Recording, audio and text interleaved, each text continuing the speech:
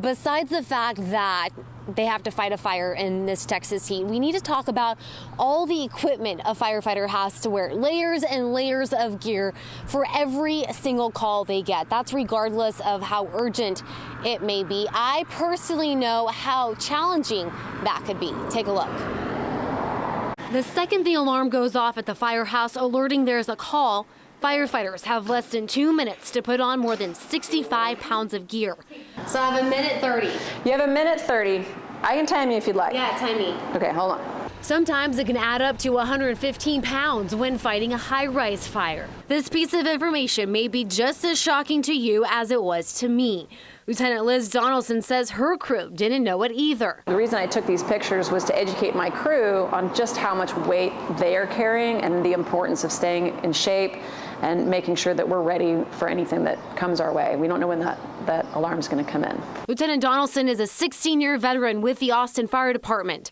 She says one of the biggest misconceptions concerning a firefighter is the hotter the temperatures, the harder it is to fight. The weather really doesn't have much of an effect on how we fight a fire inside of a structure. So it can be cold outside, it can be hot outside. It really doesn't matter because what we're doing on the inside is kind of encapsulated. Donaldson says the tough part really starts after they're done knocking out the fire. I think where people have the impression that it's harder to fight fire in the summer. It's just harder to cool off and rehabilitate. It's when we leave the structure, when we're cooling off, when we're in what we call rehab, that's when maybe if it's too hot outside, if it's really hot and humid, it's harder for us to cool off. Recently, AFD asked on Facebook how you would like to carry all that extra weight in 100+ degree heat. I took on the challenge with Lieutenant Donaldson timing me to see if I can get in full bunker gear in a minute 30. Ready? Yes. And go. So hold on to these handles. That's why the firefighter boots have handles. Oh.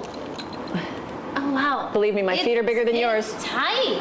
My feet are bigger than yours, I can promise that. Next up, trying to put on the pants while wearing a dress. Perfect. Woo! Good. You guys are honestly saying it doesn't, the heat doesn't make it worse? Did I do this right? Once you're, yeah, that's perfect. Jacket. By this point, I was at a minute 18 with still a lot of things left to do. Okay. Now you take this hood again and you bring it back up over and you want it to cover the edges of your face piece just like that because you don't want any skin showing. Okay? Mm-hmm. Oh my goodness. All right. How do you guys do this in a minute 30? Lots of practice. You want to make sure you know what you're doing. This doesn't want to be the part that stresses you out. It took me 3 minutes and 50 seconds to put that equipment on, and it wasn't even all of it. Finally, the air pack. Oh, Wanna try it out? It's not scary, is it? You'll sound like Darth Vader. Okay. Now I want you to breathe in and it'll pop air into your face. There. There you go. Now just breathe normal. That's it. Wow. You're ready.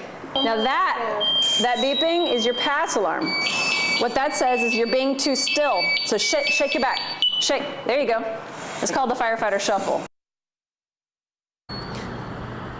So there I am in full bunker gear. Lieutenant Donaldson says I had about 65 extra pounds on me, Lauren, and I failed miserably. Did not make it in a minute 30. It was more like 4 minutes, maybe even 5 minutes. But the next time you guys see a firefighter fighting a fire in the heat, I hope this story gives you more appreciation for them.